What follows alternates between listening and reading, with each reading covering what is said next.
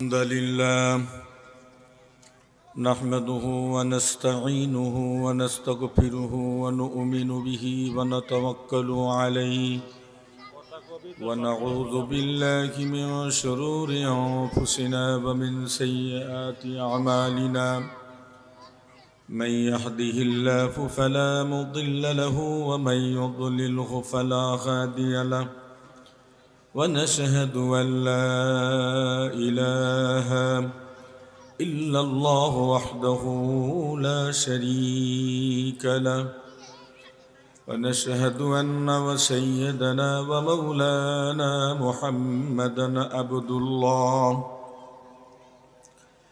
أرسله الله بالحق بشيرا ونذيرا وداعيا إلى الله بإذنه وسراجا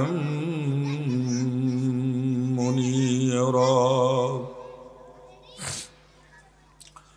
فقد قال الله تعالى في كلامه المجيد وفرقانه الحميد أعوذ بالله من الشيطان الرجيم بسم الله الرحمن الرحيم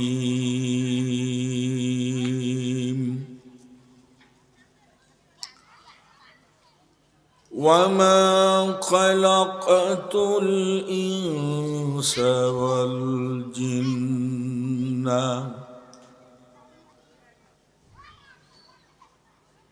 ليعبدوا الله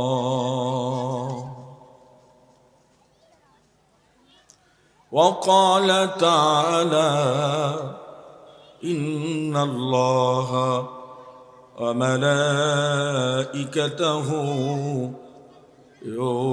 يصلون على النبي يا أيها الذين آمنوا صلوا عليه وسلموا تسليما اللهم صل على سيدنا مولانا محمد وعلى آل سيدنا مولانا محمد اللهم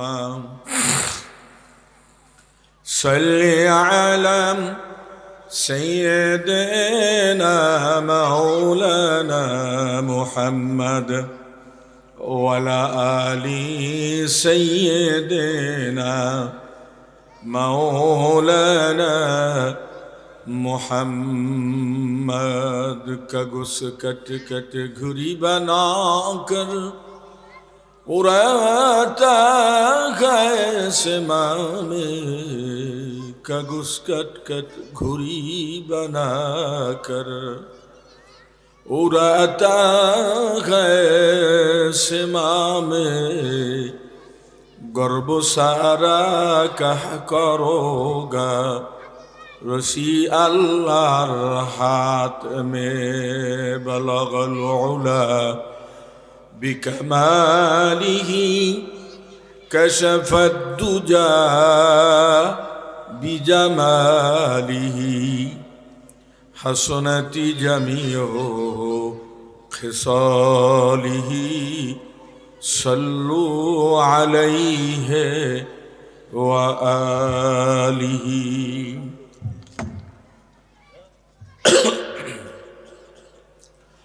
اکبدون مجرہات من سیف حجر المصطفى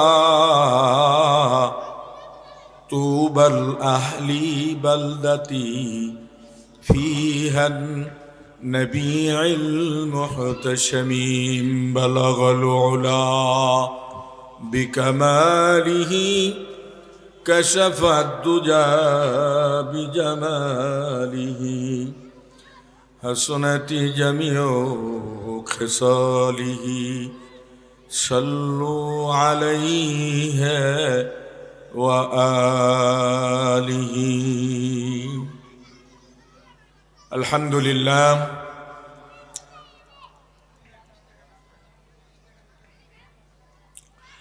তনজিমুল কোরআন মাদ্রাসা ও এতিমখানা এলাকাবাসীর উদ্যোগে হাফেজ ছাত্রদের পাগড়ি প্রদান উপলক্ষে একদিনব্যাপী অষ্টম বার্ষিকী ওয়াজ ও দোয়ার মাহফিলের আজকে সম্মানিত সভাপতি হাফেজ মৌলানা মামুনুল হক সাহেব,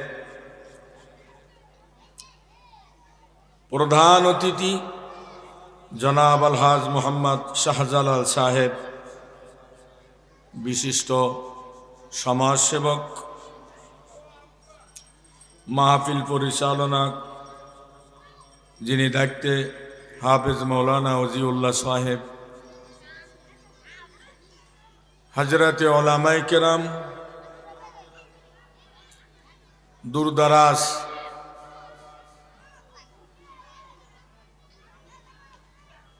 দারাজ থেকে আগত স্বাগত মুসল্লিয়ানে কেরাম, যুবক ভাইয়েরা, সম্মানিতা পর্দার অন্তর আড়ালে আমার মা ও বোনেরা, ছোট্ট ছোট্ট বাচ্চারা, আসসালামু আলাইকুম রহমতুল্লাহি ওয়া বারাকাতুহু। আমি বলছি প্যান্ডেলের আশেপাশে যারা আছি, দয়া করে কিছু সময়ের জন্য আমরা প্যান্ডেলের নিচে স্টেজের সামনে বসার চেষ্টা করি। সব সময় আমরা এই সুযোগ পাচ্ছি না, পাইও না, পাবও না। বছরে হয়তো এক দুইটা সুযোগ হয়। সুযোগটা যদি আমরা একটু কাজে লাগিয়ে দিতে পারি তো হয়তো আল্লাহ পাকের উসিলা করে কিয়ামতের দিন মুসিবতের সময় নাজাতের জরিয়া বানায় দিতে পারে আল্লাহ। শুকর গুজার করছি ওই রবের দরবারে যিনি আল্লাহ পাক আমাকে সুস্থ অবস্থায় উপস্থিত করেছেন, কিছু কথা বলবার, কিছু কথা শুনবার সুযোগ দিয়েছেন। সেই রবের দরবারে আবার শুকর গুজার করছি, আলহামদুলিল্লাহ। আল্লাহ পাক রব্বুল আলামিন মানুষ এবং জিনকে সৃষ্টি করেছেন। আল্লাহ পাকের উদ্দেশ্য আছে। আল্লাহ অনেক মাখলুক সৃষ্টি করেছে দুনিয়াতে। লক্ষ লক্ষ কোটি কোটি বছর পেরিয়ে যাবার পর আল্লাহ এই মানবকে সৃষ্টি করলেন।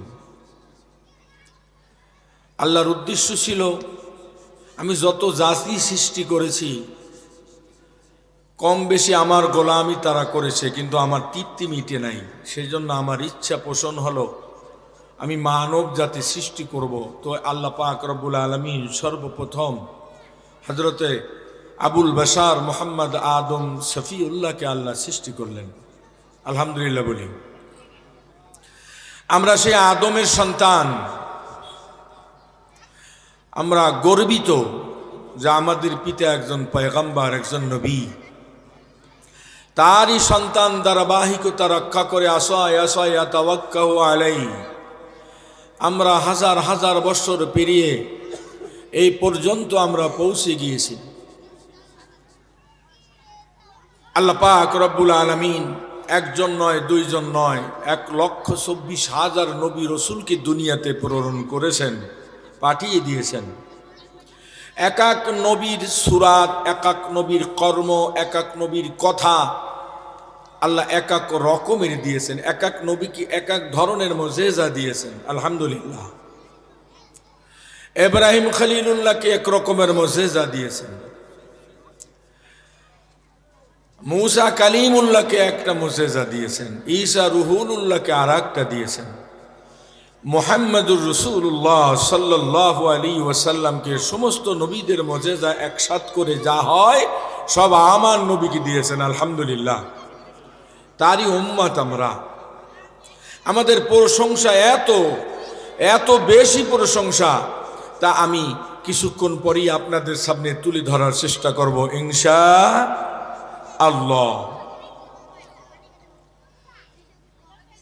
এবারে হযরতে মূসা কালিমুল্লাহ সকালবেলায় বাড়ির থেকে রওনা দিয়েছেন। মূসা কালিমুল্লাহ প্রতিদিন তুর পাহাড়ে যেতেন। কোথায় যেতেন? তুর পাহাড়ে। ১.৫ মাইল উঁচু পাহাড়টা। ৩,৭৫০টা সিঁড়ি পার হয়ে এই তুর পাহাড়ের উপরে উঠতেন। আজকে মূসা কালিমুল্লাহ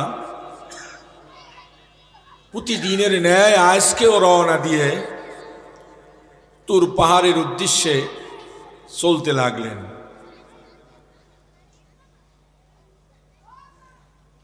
৩,৭০০ সিঁড়ি বেয়ে ৩,৭৫০টা সিঁড়ি বেয়ে বেয়ে তুর পাহাড়ের উপরে উঠছে। আল্লাহ পাক আজকে মূসার সাথে কথা বলতেছে। প্রতিদিন মূসা সুয়াল করে, আল্লাহ জবাব দেয়, আল্লাহ কথা বলে, মূসা শোনে। আর আজকে একটু ব্যস্কম হয়ে আলো যে মূসা আলাইহিসসালাতু ওয়াসসালাম ইনি শ্রোতা আর আমার আল্লাহ হয়েছেন এখন বক্তা। মাঝখানে এই আর কেউ নেই, এই দুইজন কথা বলতেছেন। অন্ধকার। আল্লাহ বলতেছেন, মূসা আমার সাথে আর তোমার সাথে এখন কিছু গোপন আলোচনা হবে। তুমি শ্রোতা, আমি বক্তা, আমি বলবো তুমি শুনবে। এরপরে তোমার থেকে আমার এই কথাগুলির জবাব নিব। মূসা আলাইহিস সালামকে আল্লাহ, তা তো ভালোই হয়, আপনি আমার সাথে কথা বলবেন, এর চাইতে ভাগ্যবান আর কি হতে পারে। তো আল্লাহ রাব্বুল আলামিন একদিন নয়, 2 দিন নয়, 1 মাস নয়, 2 মাস নয়, বহুদিন পর্যন্ত আল্লাহ কথা বলা শুরু করলেন মূসার সাথে। একটু খেয়াল করি ভাই, মূসার সাথে কথা বলা শেষ হয়ে গেলে 1,40,000 ভাষায় আল্লাহ কথা বলছেন। সুবহানাল্লাহ বলবেন না? 1,40,000 ভাষা। আল্লাহ ডাক দিয়া কয়, মূসা 1,40,000 ভাষায় আমি তোমার সাথে কথা বললাম, মূসা তুমি কি আমার কথা বুঝতে পেরেছ?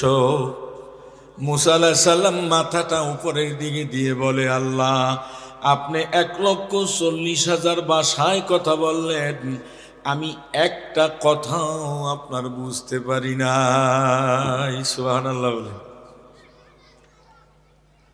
আল্লাহকে বুঝবা কেমনে? এই 1,40,000 ভাষার ভিতরে তোমার মাতৃভাষা নাই। তোমার মাতৃভাষা হইল ইব্রানি ভাষা। এবারে মূসা শোনো, আমি তোমার মাতৃভাষায় আমি এখন ওয়াজ করব। আল্লাহ রাব্বুল আলামিন 40,000 মাতৃভাষায় কথা বলা শুরু করলেন। মূসা আলাইহিস সালাম সব কথাগুলি শুনতেছে আর মাথা নাড়তেছে, মূসা সব বুঝতেছে। 1,40,000 ভাষায় কথা বলছে, মূসা মাথা নাড়ায় নাই। মূসা কথা বলে নাই। চুপ থাকছেন কেন? বুঝে না তো কিছু। আমাদের দেশে যদি হঠাৎ করে বিদেশি একটা লোক এসে কথা বলা শুরু করে, আমরা শুধু তাকায় থাকব, আর যারা কথা বুঝবে তারা তার সাথে জবাব দিবে। কিন্তু মূসা তো বুঝে নাই, কথাও বলে নাই, মাথাও নাড়ায় নাই, চুপ করে মাথা নিয়ে সিঁড়ির দিকে দিয়ে আসে। আল্লাহ যখন আবার 40,000 ভাষায় কথা বললেন, ইব্রানি ভাষায় কথা বলা শুরু করছে, মূসা খালি মাথা নাড়ায়। আল্লাহর কথা শেষ হয়ে গেলে মূসা আলাইহিস সালাম আল্লাহ জিজ্ঞাসা করে, মূসা বুঝছনি? সুবহানাল্লাহ বলেন। মূসা আলাইহিস সালামকে আল্লাহ, আমি সব বুঝছি। আল্লাহ বলে, কি বুঝছো? আল্লাহ আমি সব বুঝতে পারছি, কিন্তু একটা কথা আমি ভালো করে বুঝতে পারি নাই। বলে, সেইটা আবার কোনটা? আল্লাহ আপনি 40,000 ভাষা কথা বলছেন, প্রত্যেকটা ভাষার ভিতরে আখিরি জবানার পয়গাম্বার মুহাম্মদ রাসূলুল্লাহ সাল্লাল্লাহু আলাইহি ওয়াসাল্লামের উম্মতের খালি প্রশংসাই করছেন। সুবহানাল্লাহ। ও আল্লাহ, আল্লাহ রে, তাহলে মূসা আলাইহিস সালাম কয়, ও মাবুদ, আমার একটু বুঝাইয়া দাও, এই 40,000 ভাষা কত বলছেন আমার মাতৃভাষা নিয়ে, সব ভাষাগুলি বুঝলাম, কিন্তু আখিরি জবানার পয়গম্বরের উম্মতের প্রশংসা আপনি এত করলেন, তার বৈশিষ্ট্য কি? আমার আল্লাহ ডাক দেখা, মূসা, সর্বপ্রথম আখিরি জবানার পয়গম্বর মুহাম্মদুর রাসূলুল্লাহ সাল্লাল্লাহু আলাইহি সাল্লামের উম্মতেরা যে কোনো কাজ করবে, কাজের শুরুতে বিসমিল্লাহির রহমানির রহিম। সুবহানাল্লাহ। এক নম্বরে আমার নবীর উম্মতেরা যে কোনো কাজ করবে বিসমিল্লাহ।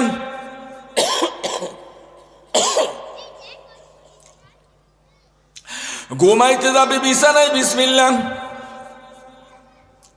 খাইতে বসবে বিসমিল্লাহ, পথ চলতে গেলে বিসমিল্লাহ, যে কোনো কাজ আরম্ভ করার আগে বিসমিল্লাহ বলবে। আখিরি জবানার পয়গম্বরের উম্মতের এটা সুন্দর একটা চরিত্র। কারণ হইল আমি আল্লাহ রব্বুল আলামিন কোটা কোরআনে কারীম আমার বন্ধুর জন্য প্রথম আকাশের লাউহে মাহফুজে লিপিবদ্ধ করে রেখেছি। উম্মতের সমস্ত গুণ কীর্তন আমি আল্লাহ ওই কোরআনে কারীমের মধ্যে দিয়েছি। সুবহানাল্লাহ বলেন। ভাইরা আমার আল্লাহ ডাক দেয়া বলে, মূসা, এই বিসমিল্লাহর কত গুণ তুমি জানোনি?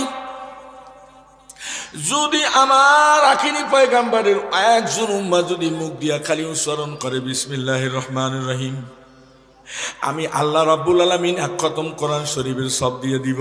সুবহানাল্লাহ বলেন। এখনো আমার রসুল দুনিয়াতে আসে নাই। মূসা নবীর পরে হযরত ঈসা নবী আসবে। ঈসা নবীর পর গিয়া 570 বছর মকান্তরে 600 বছর পরে আমার নবী দুনিয়া আসবে। দুনিয়া আসার 40 বছর পরে যাইয়া কোরআন পাবে। কিন্তু কোরআন এখনো পর্যন্ত লাউহে মাহফুজের ভিতরে। আল্লাহ ওইখান থেকে কথা আইনা মূসারে শ্রোতা বানাইয়া আমার আল্লাহ বক্তা হয়ে মূসার সাথে ওয়াজ করে। ডাক দিয়া বলে, মূসারাই দ্বিতীয় নাম্বার হলো আমার পয়গম্বরের একজন উম্মত যদি একবার বিসমিল্লাহ বলে, আমি আল্লাহ রাব্বুল আলামিন খতম কোরআন শরীফের সব তার আমলনামায় দিয়ে দিব। বিসমিল্লাহ বলে যেই কাজটা আরম্ভ স্টার্ট করবে, আমি আল্লাহ ওই কাজের মধ্যে বরকত দিয়ে দিব। বিসমিল্লাহ বলে যদি কেউ বিষ তারে খাওয়ায় দেয়, অর্থাৎ অজানা অবস্থায় যদি তাকে বিষ মিলিয়ে দেওয়া হয়, বিসমিল্লাহ বলে যদি খায়, আমি আল্লাহ ওই খানার জামিনদার হব। বিষ সরাইয়া দিয়া আমি আল্লাহ রাব্বুল আলামিন উত্তম খানা তার মুখে ঢুকাবো। শুধু তাই নাই, কিয়ামত যেদিন শুরু হয়ে যাবে রে মূসা, 3টা দল হবে। কয়টা দল? এক নম্বরে দল হবে বিসমিল্লাহর দল। ফেরেশতাদেরকে আমার আল্লাহ জিজ্ঞেস করে, ও ফেরেশতারা, এই ময়দানের ভিতরে আমি 3টা দল দেখতেছি, ওই সামনে যেই দলটা, এই দলটা কোনটা দল? ডাক দিয়া কয়, এই দলটা হয়েছে বিসমিল্লাহর দল। সুবহানাল্লাহ বলেন। বলে এরপরের দলটা কি দল? এরপরের দলটা হয়েছে নবী রাসূলদের দল। সুবহানাল্লাহ বলেন। ওই যে দল দেখা যায়, ওইটা কোন দল? এইটা মুমিন ব্যক্তিদের দল, ওলি আবদালদের দল, ফেরেশতাদের দল। তো ওই যে গাছের গোড়া নিশান লয়ে বসে আছে, ওরা কোন দল? কাল বিসমিল্লাহ পাটি। সুবহানাল্লাহ বলেন। বলে ওরা কি চায়? জানি না ওরা কি চায়। ওদের ডাক দিবে, আল্লাহ ডাক দিলে পরে সবাই সামনে হাজির হয়ে যাবে। আল্লাহ জিজ্ঞাসা করবে তোমাদের হাতে পতাকাটা কিসের? আল্লাহ আমরা হইলাম বিসমিল্লাহ পার্টি। বলে এইটা আবার কেমন? আল্লাহ আমরা যখন কাজ করি বিসমিল্লাহ বলি, আমরা যখন খাইতে যাই বিসমিল্লাহ বলি, আমরা যখন বিছানায় ঘুমাইতে যাই বিসমিল্লাহ বলি, আমরা কোনো কাজ স্টার্ট করলে বিসমিল্লাহ বলি, আর কাজ শেষ হয়ে গেলে আলহামদুলিল্লাহ বলি। সুবহানাল্লাহ বলেন। ভাই তোমরা কি চাও? আল্লাহ আমরা কিচ্ছু চাই না। আল্লাহ গো আমরা এই বিসমিল্লাহর পতাকা নিয়ে দুনিয়ার জমিনে জিহাদ করছি। আল্লাহ গো দুনিয়ায় যদি তুমি আবার রিটার্ন আমাদের পাঠিয়ে দাও, তাহলে আবার বিসমিল্লাহর পতাকা নিয়ে আমরা তোমার নামে জিহাদ করব, আর আমরা শহীদ হব। আল্লাহ এই শহীদ হবার মধ্যে যে একটা মজা আছে, একটা স্বাদ আছে, এই স্বাদ আর এই মজা আর কোথাও নাই। আল্লাহ যদি আমাদের উপরে রাজি থাকেন, আমাকে দুনিয়া আবার পাঠিয়ে দেন, আমরা বিসমিল্লাহর পতাকা লইয়া ঘরে ঘরে যাব। বিসমিল্লাহর পতাকা লইয়া আল্লাহ আমরা ঢাকার রাজধানীর মধ্যে ঢুকবো। আর কলেমার বিপক্ষে যারা চলবে, আমরা বিসমিল্লাহর পতাকা আল্লাহর ঝাঁপায়ে পড়ব। আল্লাহ আমরা কলেমাকে আমরা আকাশের দিকে তুলে ধরব। আর বেদিনদেরকে ওয়াকাতিলুহুম হাত্তা লা তাকুনু ফিতনাতা ওয়া ইয়াকুনাদ-দীনু কুল্লুহু লিল্লাহ। আর আমরা এই পতাকা নিয়ে সংগ্রাম করতেই থাকব, যতক্ষণ না ফিতনা দূর হয় ততক্ষণ পর্যন্ত আমরা জিহাদ করতেই থাকব। আল্লাহ বলে তোমরা জান্নাতে যাও। বলে আমরা যাব না, আমরা জান্নাত চাই না। ও আল্লাহ, আল্লাহ রে আমরা শুধুমাত্র একমাত্র আল্লাহ শহীদ হতে চাই। আল্লাহ বলে ঠিক আছে তোমরা থাকো। মুসা আলাইহিস সালাম এই কথা বলার পরে আবার মুসা আলাইহিস সালামের সাথে আবার নতুন করে কথা বলতেছেন। মুসা ডাক দিয়া কয়, আল্লাহ আল্লাহ রে আমারে নবী বানাইছো কেন? আমারে নবী না বানাইয়ে যদি আখির পয়গাম্বরের উম্মত বানাইতা, আল্লাহ অনেক খুশি হইতাম। কারণ হইল নবী রসুলের কাতারটা আগে হয়ে যাবে, আমিও নবী রসুলদের সাথে কাতারবন্দি হয়ে জান্নাতে যেতে পারতাম। লা ইলাহা ইল্লাল্লাহু মুহাম্মাদুর রাসূলুল্লাহ। মুসা আলাইহিস সালাম বিসমিল্লাহ তো প্রথম আমার নবীর উম্মত, আখির জবানের পয়গম্বর নবীর উম্মতের ভিতরে প্রথম যে বৈশিষ্ট্যটা, এই বৈশিষ্ট্য যে উম্মতের মধ্যে থাকবে, বিনা হিসাবে আল্লাহ আমি আল্লাহ তাদেরকে জান্নাত দিয়ে দিব। আল্লাহর ওলি বয়ান করতে লাগলেন, ওই রাস্তা দিয়া লোক ছুটতেছেন, ছুটাছুটি করতেছেন। দুইজন বন্ধু, দুই ভাই বোন একসাথে হইয়া ওই রাস্তা দিয়ে যাচ্ছে। বিসমিল্লাহর বয়ান শুনতে গিয়া রাস্তার কিনারে একটু চুপ করে দাঁড়ায় আছে। এরপরে দুইজনে বা কান লাগাইয়া আল্লাহর ওলির বয়ান শুনতেছেন, বক্তৃতা শুনতেছে। বক্তৃতা শুনতে শুনতে শুনতে শুনতে তারা দুই ভাই বোন ওখান থেকে শেষ করে বাড়িতে রওনা দিয়েছে। বাড়িতে গেলে পরে মা ডাক দিয়া বলে, এত দেরি করে তোমরা আসছো, কারণ কি? ডাক দিয়া কাইমা পথের ভিতরে মাইকের আওয়াজ শুনে আমরা দুই ভাই বোন দাঁড়াইয়া আমরা বয়ান শুনছি, ওয়াজ শুনছি, বিসমিল্লাহর বক্তৃতা শুনছি। বলে ঠিক আছে তাড়াতাড়ি আসো, তোমাদের আগমন অপেক্ষা করতেছি, তোমাদের জন্য খানা পিনা তৈরি হয়ে গেছে, যাও তোমরা ওই ঘরের মধ্যে ঢুকো, আমি তোমাদের জন্য মিষ্টি রেখে দিছি, এই মিষ্টি নিয়ে তোমরা দুই ভাই বোনে খাও।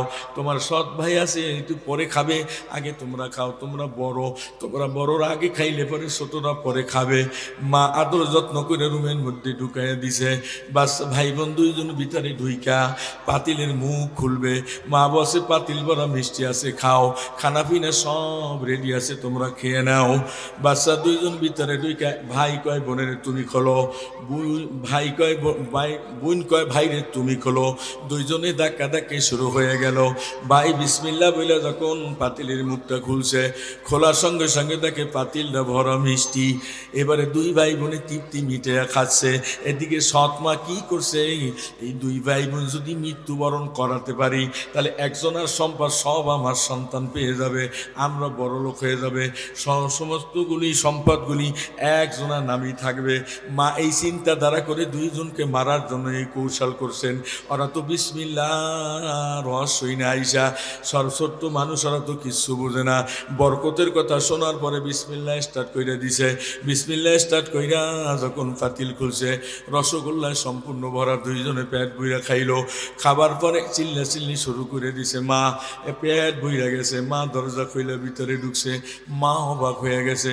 আমি পাতিলির ভিতরে বিষাক্ত সাপ রাখলাম, পাতিলির মুখটা খুললে পরে সাপ শো কইরা তাদের দংশন করবে, দংশন করতে দেরি, মৃত্যু হইতে দেরি হবে না। সর্বনাশ কি হয়ে গেল। মূসা আলাইহিস সালামকে ডাক দিয়া কয়, শোনো ও পয়গম্বর, আমার উম্মতের এক নাম্বার বৈশিষ্ট্য 40 বছর পর্যন্ত আমি তোমার সঙ্গে 40,000 ভাষায় কথা বললাম, তার ভিতরে শুধু তুমি বলতেছো, সব ভাষা কম বেশি বুঝলাম, কিন্তু আখেরি জবানার পয়গম্বর নবীর উম্মতের বৈশিষ্ট্যের কথা খালি আপনি বারবার আপনি প্রশংসা কইরেই যাচ্ছিলেন, তার বৈশিষ্ট্যটা কি জানার জন্য তুমি প্রশ্ন করলা। মূসা আলাইহিস সালাম এই শেষ জবানার পয়গম্বরের উম্মতের এক নম্বর বৈশিষ্ট্য, কাজ শুরু করবে বিসমিল্লাহ, বিসমিল্লাহ শেষ হয়ে গেলে বলবে আলহামদুলিল্লাহ। একটু জিকির করি লা ইলাহা ইল্লাল্লাহ, লা ইলাহা, লা ইলাহা ইল্লাল্লাহ, লা ইলাহা ইল্লাল্লাহ, লা ইলাহা ইল্লাল্লাহ।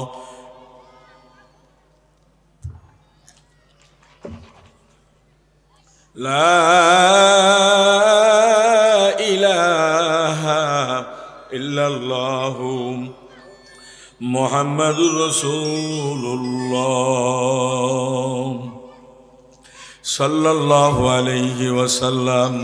আমি তো আগেই বলছিলাম, আমা খালাকতুল জিন্না ওয়াল ইনসা ইল্লা লিয়াবুদুন। আল্লাহ রাব্বুল আলামিন যত সৃষ্টি আল্লাহ দুনিয়াতে করেছেন, সবচাইতে বেশি আদরের সৃষ্টি জীব হইলাম মানব জাতি, ঠিক না বেটি? এই মানবের ভিতরে আল্লাহ পাক রব্বুল আলামিন বন্টন করে একটা বন্টন আমার নবীর উম্মতের জন্য রেখে দিয়েছেন। সব নবীজির গুণ যদি গাওয়া হয়, আর আখিরি জবানার পয়গম্বরের একজন উম্মতের গুণ গাওয়া শেষ হবে না। সুবহানাল্লাহ বলেন। আদম আলাইহিস সালাম কয়, আল্লাহ রে, নবী না বানায় যদি আখিরি পয়গম্বরের উম্মত বানাইতাম, আল্লাহকে হবে না। শেষ নবী ডাক দিয়া আল্লাহ আখিরি পয়গম্বরের নবীর উম্মত যদি বানাইতা, আল্লাহকে হবে না। এরপরে হযরতে ইব্রাহিম খলিলুল্লাহ কয়, আল্লাহ আখিরি পয়গম্বরের উম্মত যদি বানাইতে, আল্লাহ অনেক দামি হয়ে যাইতাম, আল্লাহ কয় হবে না। এভাবে করে হযরতে মূসা পর্যন্ত পৌঁছে গেছেন। হযরতে মূসা আলাইহিস সালামের পরপরই হযরতে ঈসা রুহুল্লাহ আল্লাহ পাকের দরবারে গভীর রাতে হাত উঠে কয়, ওয়াল্লাযীনা ইয়াকুলুনা রাব্বানা হাব লানা মিন আজওয়াজিনা ওয়া যুররিয়াতিনা কুররাতা আয়ুনিন ওয়াজআলনা লিল মুত্তাকিনা ইমামা। ও আল্লাহ রে, আমারে যদি নবী না বানাইয়া মাওলা, আমারে যদি শেষ নবীর উম্মত বানাইতে, আল্লাহ আমি অনেক খুশি হয়ে যাইতাম। গভীর রাতে ওইটা মোনাজাত দিয়া কান্নাকাটি করে একটু বিশ্রাম নিতে লাগলেন। বিশ্রাম নেবার সঙ্গে সঙ্গে আমার আল্লাহ রাব্বুল আলামিন তাকে ঘুম পড়াইয়া দিল। ঘুম থেকে সজাগ হয়ে দেখে হযরত ঈসা রুহুল্লাহ চতুর্দিক দিয়া শত্রু বাহিনী ঘেরাও করে আছে। মূসা আলাইহিস সালাম যুবক মানুষ, চক্ষু মেলে দেখে ঘরের কিনারায় আঙ্গিনায় কি মানুষের আওয়াজ পাওয়া যায়। একটু কাছে গিয়ে দেখতেছে শত্রু বাহিনী তীর ধনুক নিয়ে উপস্থিত হয়ে গেছে। তা বোঝা হয়ে গেছে আমি যুবক মানুষ, আমাকে মনে হয় মাইরা ফেলাবে। লা ইলাহা ইল্লাল্লাহর দাওয়াত দিতে গিয়ে আমার অপরাধ হয়ে গেছে। আল্লাহ আমি এখন করব কি, আমি এখন হরব কি, কিছুই না বইলা খালি বারবার আকাশের দিকে তাকায়। আমার আল্লাহ রাব্বুল আলামিন ডাক দিয়া কয়, ঈসা গভীর রাত্রে দোয়া করছো, আমি তোমার দোয়া কবুল কইরা ফেলাইছি, আখিরি পয়গম্বরের উম্মত তোমারে বানাবো। একটু ডানের দিকে বামের দিকে তাকায় দেখো, ও আমার পয়গম্বর। ডান দিকে তাকাইলে পরে তাই দেখে বিশাল বড় একটা সিঁড়ি লাগাই দিছে। আল্লাহ রাব্বুল আলামিন ওই সিঁড়িটা দিয়া হযরতে ঈসা রুহুল্লাহরে ওই সিঁড়িটার বয়া চতুর্থ আসমানে হযরতে ঈসা রুহুল্লাহরে বসে রাখছেন। আখিরি পয়গম্বরের উম্মতের সঙ্গে দুস্তি, আখিরি পয়গম্বরের উম্মতের সাথে ভাই বানাই আল্লাহ পাক রব্বুল আলামিন ঈসা নবীকে মৃত্যুবরণ করবে। এখনো পর্যন্ত হযরত ঈসা রুহুল্লাহ চতুর্থ আসমানে একেবারে স্বাভাবিকভাবে যেভাবে মানুষ দুনিয়াতে বেঁচে থাকে, হযরত ঈসা রুহুল্লাহকে ওখানে বসে রাখছেন। এমন একটা সময় আসতেছে সাবনাই, হযরত ঈসা রূহুল্লাহকে দুনিয়ায় পাঠাবে, আখিরি জামানার পয়গম্বরের উম্মত হিসাবে তাকে কবুল করা হয়েছে। আখিরি পয়গম্বরের উম্মত হিসাবে তাকে দুনিয়ার জমিনে আইনা কালেমার জন্য খেদমত করাইয়া হযরত ঈসা রূহুল্লাহকে আবার দুনিয়া থেকে মৃত্যুবরণ করবে। মৃত্যুর পরে মুহাম্মদুর রাসূলুল্লাহ সাল্লাল্লাহু আলাইহি ওয়াসাল্লামের রওজার পাশে ছোট্ট একটু জায়গা খালি আছে, হযরত ঈসা রূহুল্লাহকে ওখানে কবরস্থ করা হবে। লা ইলাহা ইল্লাল্লাহু মুহাম্মাদুর রাসূলুল্লাহ।